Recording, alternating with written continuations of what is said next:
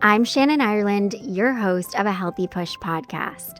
I struggled with anxiety, panic disorder, and agoraphobia for 15 years. Everything used to be hard for me. Even just driving 5 minutes from my house used to feel impossible. But now I absolutely live for travel and adventure, and I experience lots of peace and joy.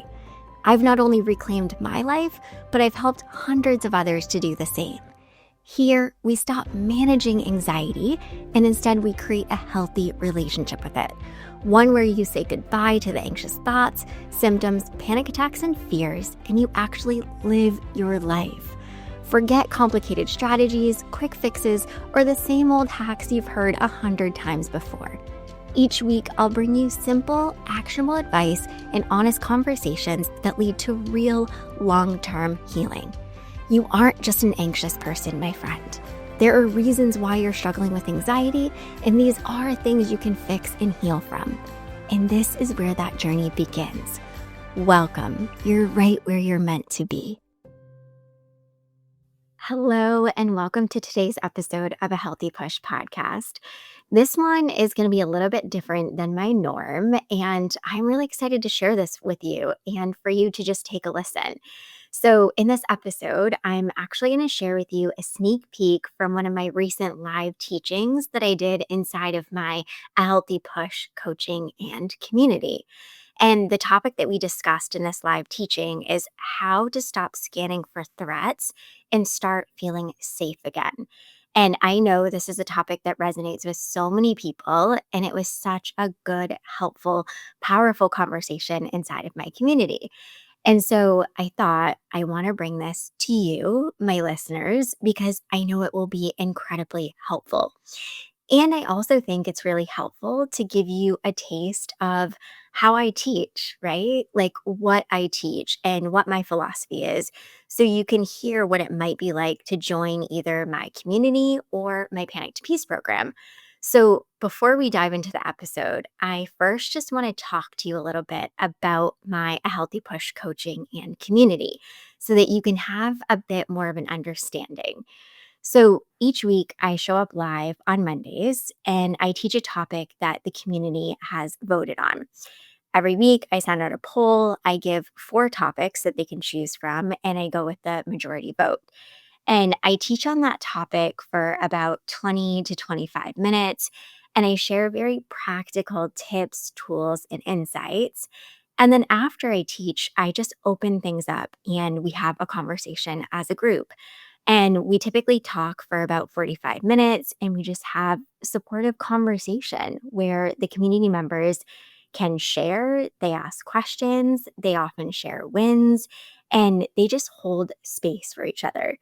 And I have to say this, I feel like I always say this, but I feel so lucky and so grateful that I always have the most amazing people in my community groups. So I have 2 groups. I have this one, the Healthy Push Coaching and Community, and I also have my Panic to Peace community members that are inside of a community for the 10 weeks that we're together inside of Panic to Peace. And it's so amazing because I opened this coaching and community back in April of this year, 2025. And so many people who joined me from the very beginning are still with me. And it's just so beautiful because we've really gotten to know each other. Like we've built such a connection. And it's just so good to see their faces every week. Like we show up every week together. We're like, hey, how are things going? And it just feels really safe and really supportive. And I always say it is so much easier to heal in a community setting, especially a setting where people actually get it, where people understand what you're going through, and you're not going to get that judgment or that shame and that embarrassment. And you're just going to be able to have that space held for you where you can just be you and you can heal alongside people who are navigating very similar things as you. And so since April, I have had many people join the community. I would say Right now, there's about 50-ish people in my community, but I would say on those Monday live calls, about half of the people, so like 25 people show up live. And I always say, like, I love the more the merrier, but it's also really nice to just have this really intimate space where we have the same faces and you see each other over and over again, and you do develop those connections, and it just feels really safe and really cozy. So, if you're wondering more of like what it's like to join my Healthy Push coaching and community, I want to give you a little snapshot. So, like I said, every Monday you get a live coaching session with me, and there are 4 live coaching sessions each month, and you get access to every past live teaching that I've done. You also get that encouragement and guidance from me and others who truly understand and get what you're going through. You get a safe space to ask questions and share your progress and stay accountable. And a really cool part is also that you get all of my mini courses for free. Yeah, all of them. I have 6 of them. And also, you get access to any free live classes that I do before anyone else. And you get access to any future mini courses that I put out for free. And you get all of this for just $75 a month or less if you commit to a longer subscription. That is way more support than you get in a single therapy session. I've had so many of my community members reach out and say, Shannon, I can't believe how much you give. Like, it's amazing. And you put everything into it. And that's exactly what I always want to hear because that's my intention. Like, I want to show up. I want to be there for you, support you, help you to reach the healing more quickly and without it being so hard. Because it really doesn't need to take so long and it doesn't need to be so hard. A big reason why I created this community is because it's something that I've seen in my Panic to Peace program, teaching it over and over again, that the community aspect is so powerful. It's so helpful when you can listen to others, you can hear others speak, and you're like, oh my gosh, I'm not alone. I'm not crazy. I'm not weak. I'm not broken. And like, maybe I can do this. And you start doing it alongside each other, and it does become so much easier. And of course, I'm giving you so much support and so much guidance, and it's very practical, simple stuff because I know I lived it for 15 years. And I wish back then I had a community like this. I wish I had had someone that had been through it that could have guided me and supported me and done it alongside of people who actually understood. Because the reality is, right, it's so isolating when you're struggling with anxiety, panic, and agoraphobia. It's so hard because you feel like I'm the only one. It's me. And like, I'm never going to overcome this.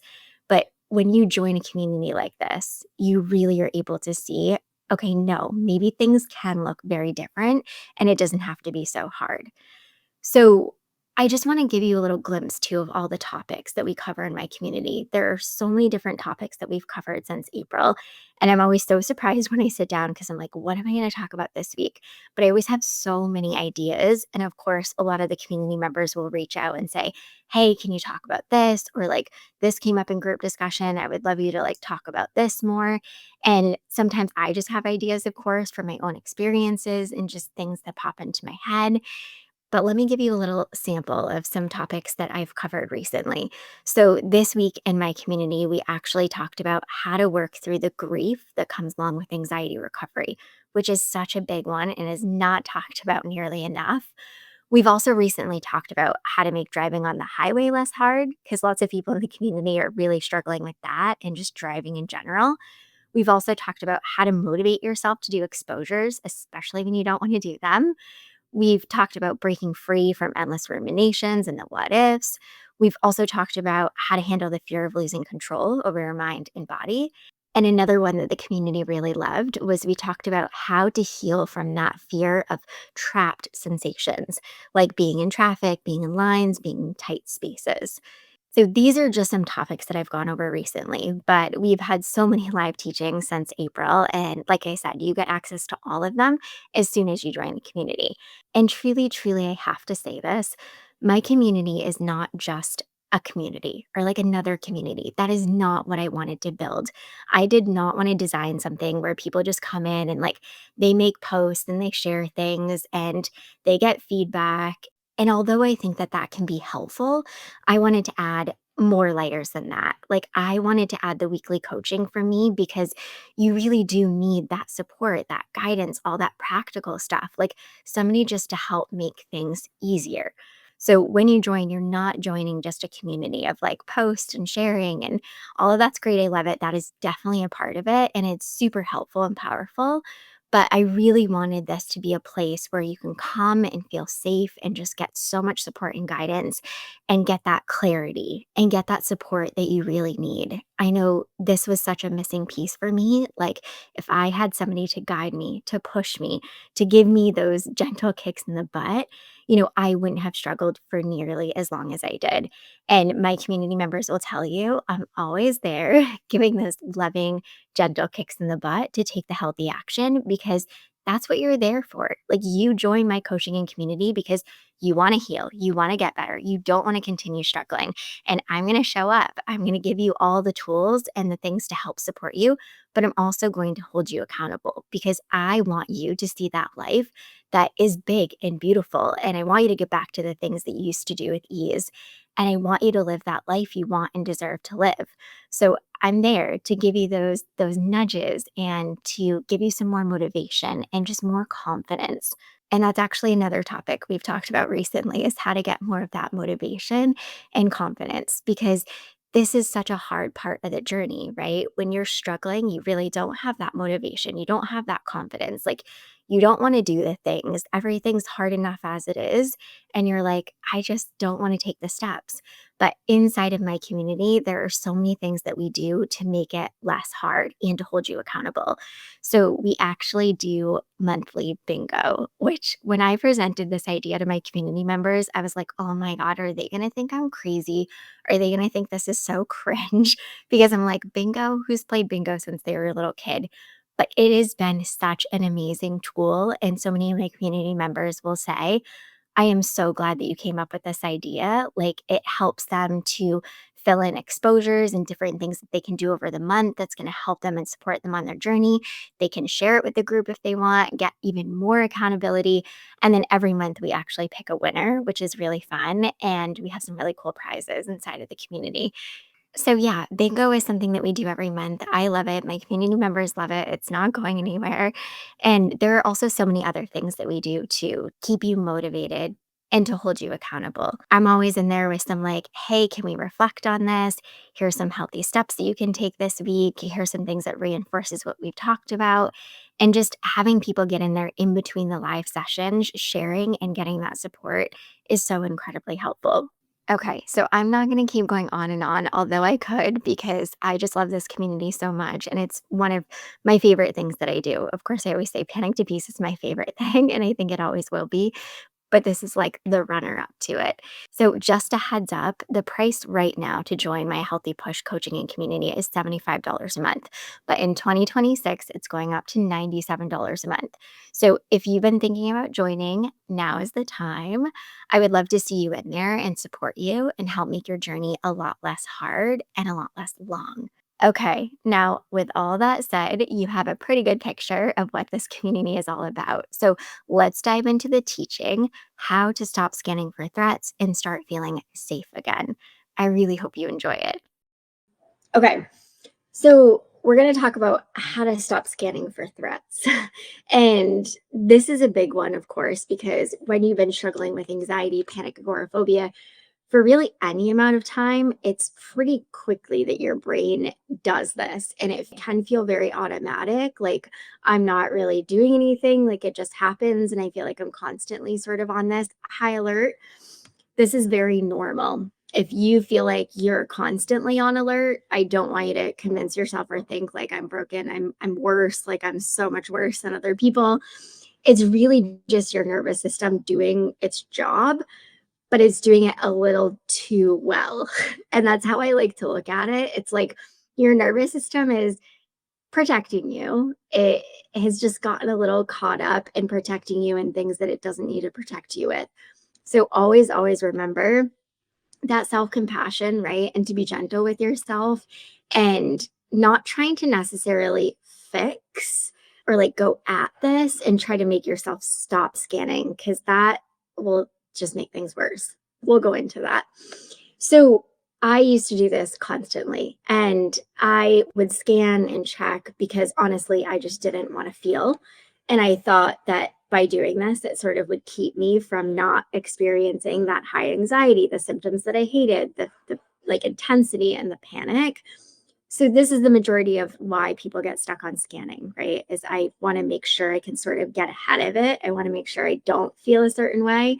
But chances are, if you're scanning and checking, you're already feeling some anxiety. So, and this is what I noticed. It was like when I was scanning and checking, there was already some anxiety there. We'll talk about shifting that. But I want to say this: scanning itself is a habit, like a lot of other things that come along with anxiety and panic and agoraphobia. We get sort of stuck in these cycles of repeating these really unhealthy habits, and they just build. So, scanning is not who you are. It's not always going to be a part of you. Your brain's not always going to be doing this in this way. Although I know that's very hard to believe because I always thought that my brain would fire all the false alarms over nonsense. It won't always look this way. It will lessen with practice, but it takes practice, right? To undo those habits, build new ones that don't have your brain constantly jumping to like, oh shit. So I have to preface all of this with a lot of what helps to relieve this, the urge, the need, the want, the desire to scan, or just what feels like that automatic scanning is, drum roll, building trust and safety in yourself. This is a huge part of what allows your brain to say, okay, maybe we don't need to be on high alert all the time. So if you missed that class on building trust and safety, that will just be another helpful thing within this conversation that we'll have. But as you will probably see and hear, and like many of you have probably put it together, a lot of anxiety recovery is about building trust and safety. And when you do that, your brain and your body start to feel that and sort of come off of these high alert modes, and you can breathe and you feel like things aren't so chaotic. Okay, so before we sort of jump into what's helpful, I of course want to talk about why we scan, because you have to have that understanding, that education piece before you can jump into I'm going to fix it sort of thing. We often jump into that mode of I'm going to fix it. I'm going to just stop. I'm going to try to stop. I'm going to try to make the thoughts stop popping up. I'm going to try to stop scanning. That can be really, really unhelpful. So let's first start with why. So obviously, biologically, we're sort of all wired, right, to do this. Like our brains all scan, they're built to detect danger, like they're built to protect us. So this is something that my brain does even now, of course, now that I'm recovered. It's just not in that sense of like, oh, we're picking up everything, right? Even stuff that's not actually dangerous. It's just constantly observing and constantly like making sure that it's keeping us safe. So that's part of why we scan, right? It's not like you're going to ever turn this dial off.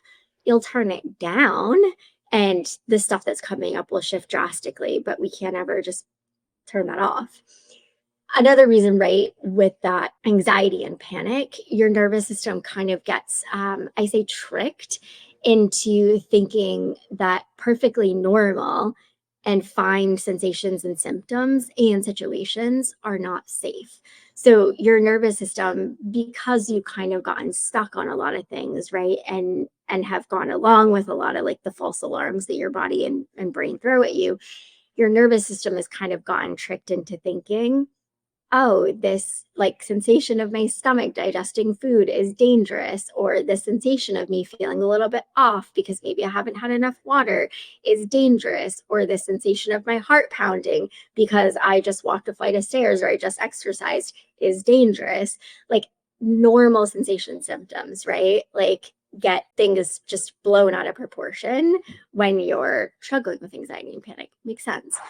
Also, of course, past experiences cause this to happen, right? Like, especially panic attacks, especially if you've had a lot of high anxiety moments, not just panic, but it creates strong memories, and your brain obviously stores that information. So, that scanning can feel protective, right? Like, I know that I have panicked at the grocery store. And so, we're going to like either not go, or we're going to rush, or we're going to like bring somebody with us, or all the things, right, that we do that tell our brain even more so like the grocery store is bad, the grocery store is dangerous, like we can't do this. Another reason why we scan, right, is this illusion of control.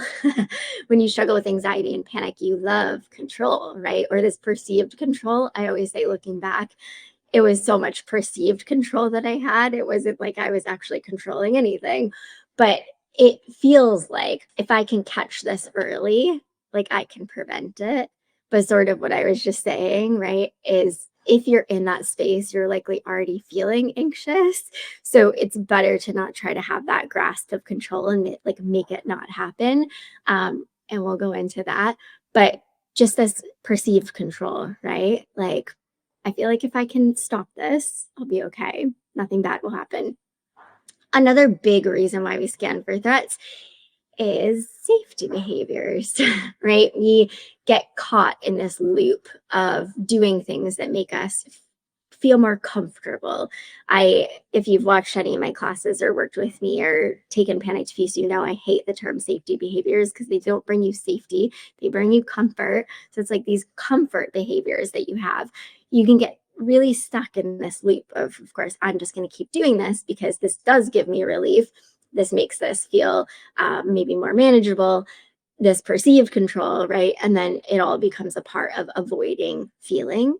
So we'll talk about this too. I always have to hold myself off from going on to tangents, but these are the big reasons, right? We have this normal biological wiring that our brains just scan constantly. The anxiety and panic, right, that has been hanging around for a while has probably tricked your brain into thinking normal things are dangerous. Past experiences too, that perceived control and the safety behaviors. So these are really the biggest ones and the ones I see most commonly and are the reasons why I was stuck in this scanning. But another big reason why you can get stuck in scanning for threats is because you actually did have a threat. Like some people have had these instances where the panic started because of one particular event, like a bigger event, not just talking about like a normal, anxiety, or it can be like more PTSD related. There can be something traumatic that happened. There can be something that was really, really overwhelming to your nervous system. So that can be another reason, of course, why you scan for threats, is because you did have this threatening thing happen. And then you get a little bit stuck on it. Okay, so how it sort of backfires, right? The scanning behavior, because it really is. This is not about shame. This is not about like placing blame on you, but the scanning really continues, right? Because you're like reinforcing this habit with actions and behaviors. So how it backfires, right? It really reinforces this idea to your brain and body that danger is constantly around, right? Like the traffic light, dangerous, grocery store, dangerous, lines, dangerous, like constantly feeling like, okay, before I leave the house, because traffic lights, or sitting at the traffic light, or maybe being stuck in traffic, or maybe taking that hand turn feels really dangerous. Like I'm going to think about it. I'm going to map out what I would do. What would that look like? How would I get out of it if I needed to? The scanning, right? I mean, this is my everyday. All of that, those actions, right, really reinforce the traffic light, traffic, sitting still, being stuck is dangerous. Another way that scanning backfires, right, is it really heightens your awareness of all your sensations, making them often feel worse when a lot of them are just normal sometimes. Like sometimes your heart skips beats. Happens to me. Like sometimes your heart races, sometimes you feel a twinge of pain, sometimes you feel something that you're like, oh, that's kind of weird. But like your body's just doing what it's doing, right? But when you're stuck in that anxiety and panic cycle, one weird thing or even one normal thing, right? You can twist into telling yourself that's weird. What was that? All that stuff. Another way that scanning backfires is, right, it keeps you from being present. A lot of you have shared, like, it's really hard for me to be present. It's really hard for me to enjoy doing things. It's really hard for me to feel like I am there, not dissociated. Like, it's really hard for me to just be in the moment. Well, of course, because your brain is sort of like off in this other space. So, scanning is really one of those safety behaviors. It can become one of those safety behaviors, comfort behaviors, I like to call it. And it really feels like doing this is helpful, right? But we have to sometimes slow down and say, how does this actually feel in my body? Right. And we'll talk about like the steps to take when you're scanning or when you find yourself going there. But this is part of it, right? Is slowing things down and saying, how does this feel when I'm doing this? Right. Oftentimes it feels awful, like awful. So, let's shift, talk about some of the things that are helpful to lessen the scanning over time. But this big disclaimer here, right? We can't just turn off the scanning. We can turn the volume down, but it's going to take a little bit to turn that volume down, right? We can't just, I know we all want like that quick, how do I just get the noise to stop? So, one of the biggest things that helps is really teaching your body and brain safety. So, through repeated experiences, right, of actually being safe while doing your best to resist scanning. So, this is showing yourself, right? I can be at the traffic light. My heart can be pounding. I can be feeling a little bit off. I can kind of be on that level of like 6, 7, 8 and still be safe. Maybe I don't have to like look. When is this light going to turn? How am I going to get out of the situation? What could I do? Like safety, safety, safety. Right. So creating that safety is really, I know this is so hard because it's not simple. It's not easy, I should say, but really your brain needs that repeated experience of it being safe even though it might not feel safe, right? But being safe while doing your best to resist the scanning and the trying to get rid of and the trying to like get out. So I know myself when you're in it, right? Because I'm thinking back, traffic, being stuck, lights, all of that was some of the worst stuff for me. And I think that's often it for a lot of people, right? Is the stuckness. But it was talking to myself in those moments, right? And saying, I know this feels really dangerous. I know this doesn't feel safe. This actually feels really horrible, but we're getting through this, right? And we can feel this way, and we're teaching our brain that we can. So, a lot of times that self talk goes really far just to be like super supportive and kind. And I know, I mean, if I'm going through something hard, right? If I have somebody next to me who's kind of like, "Hey, like this does really suck, but you're actually doing a really good job. Like you're getting through this and you're going to get through this." It makes it a whole lot easier than somebody like yelling, screaming, "What's wrong with you? Why are you anxious and a mess at this stoplight? Like it's just a stoplight." How about we don't do that? Okay. So teaching your body and brain safety, huge. Another one is not trying so hard to stop scanning. Fighting it keeps attention on it, right? So it's pretty similar to meditation. It's pretty similar to accepting your thoughts and feelings. It's really allowing yourself to scan because it's going to happen and really letting yourself go there and doing it without feeding it more, right? Like, oh God, now we're scanning. We need to stop doing this. We shouldn't be doing this. This isn't right. This isn't the right thing. Like, this is going to prevent us from getting better. No, no, no, no. Just let your brain do what it's doing. You can notice it and allow it to happen and not give it more attention. This is kind of a good segue into the next one. It's like not trying so hard to get better really helps to decrease the amount that your brain is on this high alert. So many people that I work with, they'll come to me and they are trying so hard. Of course, you don't want to struggle. You want to be better. You don't want to be struggling anymore. So you're doing all the things and you're trying to force yourself to get better and you want to hurry up. You want to be over it, right? But this force, this like, I got to get through this and be better, fuels hypervigilance. If you are just take even basic as being in the grocery store, because this is such a big one for me. And I would notice this if you're in the grocery store, right? And you start feeling that anxiety and you're like, oh God. And then you start scanning, right? Like, I have a cart full of stuff. What am I going to do? Could I leave it? Like, could I just like rush? Can I get the rest of the stuff on my list? Like, whatever it is. the pressure to rush and get out will increase that anxiety, right? Because your brain is like, oh shit, like it's go time. Clearly, like there's a bear chasing you in the grocery store. The more you try to hurry, rush, force, get through that, right? Not feel it, it's going to leave your brain even more in that hypervigilant state. So we don't want to try so hard. Like, we don't want to try so hard to stop the scanning. We don't want to try so hard to get better. We don't want to try so hard to like recover, right? This leads nicely into the next one. Getting more present in your daily life goes so freaking far. Not trying necessarily, because this is where I went wrong for a long time. Because this is what people are taught. This is what I was taught.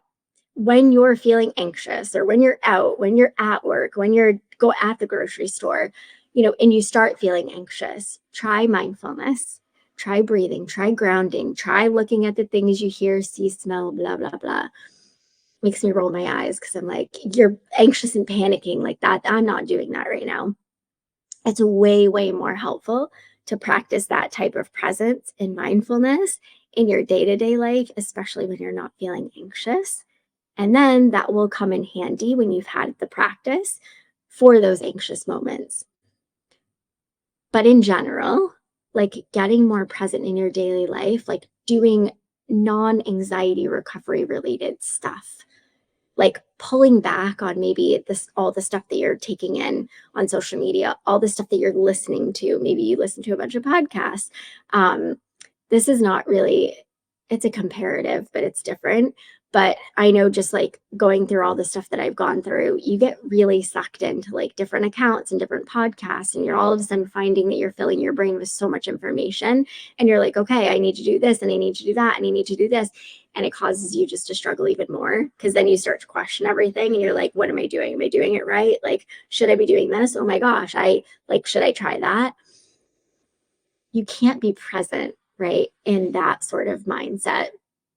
So pulling back, like non-recovery related stuff. That's why when people share their bingo cards and I see stuff on there that is not anxiety related, I'm like, yay, yes. And I know it might feel like some of those things, of course, are anxiety recovery related, because they're like, I have to push myself to do this. That's fine. But I want the pushing, whatever you're doing, to be something that you actually care about and something that has a meaning toward it. Having fun in your day-to-day life, like connecting with other people, engaging in like everyday routines, allowing yourself to just go for a walk, don't put stuff in your ears, like cook food, don't be listening to things, like really being present and practicing that slowing down. Presence helps a ton in getting off of that hypervigilant state. So if you're more like, okay, great, but I want like practical, what do I do like day to day, like, or in the moment sort of stuff. So some really practical stuff, and you probably know what I'm going to start with, is awareness without judgment. Like, catch yourself when you're scanning, right? We can't stop the scanning. We're not saying, I need to stop doing this. This is bad. I shouldn't be doing this. Oh my God, I'm doing this again. No, just catch yourself, right? Notice that you're doing it and gently redirect yourself. Okay, like, we're trying to find out how we could get out of this situation. We're trying to figure out what this would look like, blah, blah, blah. No, let's redirect, right? Let's put our attention, focus on something else, either something around you, like get your butt up, take a walk, like shake it out. I don't care, right? Like, notice that you're scanning and then make a conscious decision to get present and to redirect. Another thing, right, is grounding is really helpful.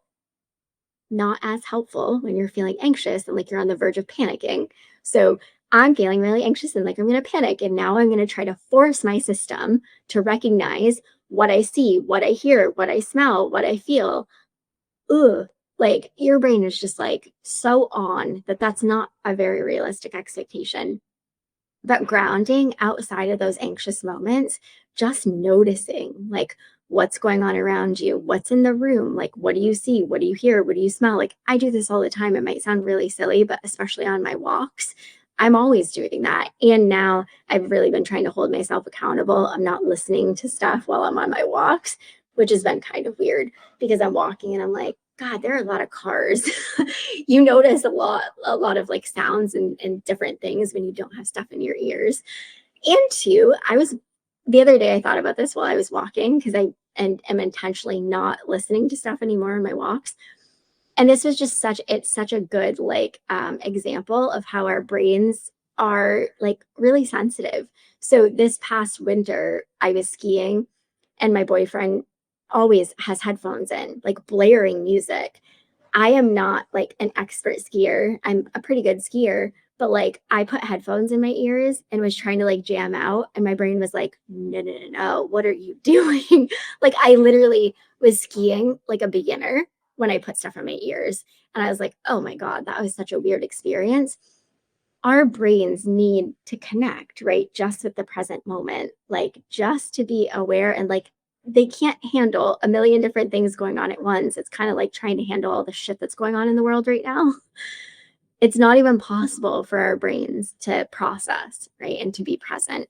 So pulling away, right? Pulling away, not being so connected, actually slowing shit down, practicing that mindfulness and presence, not in anxious moments.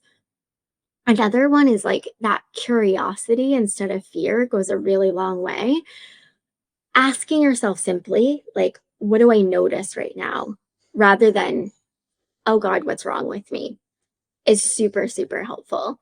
That just being curious, like, what do I notice? What's happening? Rather than like, oh God, what is wrong with me? This can't be just anxiety. This is bad. Like something bad is going to happen. Can we be a little bit more gentle? Another one is letting go of those comfort behaviors slowly and in a way that's helpful. But of course, if you continue to tell your brain, we need this stuff, we can't do it without it. My brain built a very hard association between some of the safety behaviors and doing things. So, like if I were driving, it was like I always had to have certain things or do certain things. Like, and until I started to really like slow down, you guys know I've talked about this a bunch, but reassurance seeking was my thing. Like I was the queen of it. And so whenever I would feel the slightest ounce of anxiety, I'd pick up the phone, like call my mom, call my ex. I have to talk to someone. I'm not going to be okay. And it wasn't really until I had this awful panic attack at work and it was bad. And I called my mom and she was like, I can't do any, like, I can't come get you. I can't, like, I'm at work and I need to be here. And I was like, what? Like, you're going to leave me high and dry. She was like, she felt awful, of course. But it was like, though, that moment too kind of showed me, like, okay, I pulled it together. I was able to drive home. Like, I was okay. But slowly, right, showing your brain, maybe we don't need this as much as we think. So maybe it's starting with like a safety behavior that you're like, I don't even really use it. I've just gotten in a habit of taking it with me or using it or doing it. Like maybe you're like I was, you just pick up the phone and it sort of becomes this habit. That's how it was for me. It's like noticing those habits, right? Slowing it down and like, can we just give ourselves a second? Um, Safety behaviors, right? You guys probably know, yeah, I hope you know being in this group, but I'm talking about like having that um, app, that watch that you might be checking your pulse or your whatever, all the other things on there. I know I could never do that because my brain would get stuck. Even now, like my brain would get stuck on stupid stuff. So pulling away from stuff like that, sitting close to exits, like making sure that you always are doing things with other people, um, just in small doses, right? The smallest doses, like showing yourself, maybe I don't need this as much as I think I do. A lot of times, what I'll start with people is they'll say, "Well, I have an emergency medication and I've never taken it." I'm like, "Great, this is the first thing. Can we leave it at home? Can we leave it at home just one time and do one small thing and see how that goes?" So, um, the next one I is probably going to be like, okay, this is hard because it obviously is, but experimenting with not scanning, meaning just go and do. Like, don't give your brain the time. If it comes up, great, like the scanning, but not giving your brain sort of the time of day to be like, what is this going to look like? And what would you do? And how would you get out of it? Like just making more of those on the whim decisions. I'm just going to get in the car. I'm feeling pretty good. I'm going to get in the car. I'm not feeling so hot. I'm going to get in the car and I'll just see. I can always turn around. I can always whatever. Like just making more of those on the whim. I'm going to do it. I'm just going to see, and sort of not give anxiety that time of day. Okay, I guess I want to like reinforce a few things. So, scanning is a habit. Okay, it's not something that you're always going to be stuck with in the disordered anxiety way. It will lessen, but you got to practice, right? Also, you don't need to fix it directly. Focus on building that safety and trust and that presence. And those things will really help to turn the dial down. You really don't need to go. It's with anything with anxiety. I always tell my students, my one-on-one clients, please do not try to be going at specific things, specific fears, symptoms. Of course, a lot of people will be like, well, what do I do for DPDR? What do I do for this specific fear? What do I do for that? Can we pull back, right? Like it's all anxiety, and let's not try so hard to fix it, get rid of it. Let's instead focus on building that trust, safety, and presence. The less effort you put into controlling scanning, the more naturally it fades. And this is the truth sort of with all of anxiety recovery. The less you put into trying to control all the things, the more naturally that thing will fade. One of the things that hung around for me the longest was being scared to panic and being afraid of not having a bathroom nearby. And I put so much freaking effort into making sure those two things didn't happen. And they were the two things that hung on the longest. Imagine that. They will fade naturally when you allow yourself to release that control. Okay. Your brain learns safety by living, not by monitoring. We can't monitor our way into safety. We can't force our way into safety. We can't force our way into calm. It learns it by those small experiences where you can trust yourself to get through it. And it's allowing yourself to make those decisions, to take those steps. It's like I'm thinking right now of one of my clients. It was so cute. I've heard this a billion times, but my client last week was like, Shannon, I don't get it. I've gotten so much reassurance, and I've even gotten reassurance from a doctor, but I still won't believe it. I'm like, well, yeah, because your brain doesn't just get safety that way, right? It learns it through experience. It doesn't learn it by somebody else telling us, like, you're fine, nothing's wrong with you. Like, physiologically, you're fine, and it's just anxiety. Like, we don't create safety and trust that way. I hope you loved this episode of A Healthy Push. If you have, I'd be so grateful if you could leave me a rating and review wherever you're listening to this podcast. This helps people to find the show and get the support they need. And if you know someone who could use a little push, be sure to share this episode with them. And for even more support, head over to ahealthypush.com for show notes and loads of tips, tools, and inspiration to help you on your recovery journey. I'll see you next week.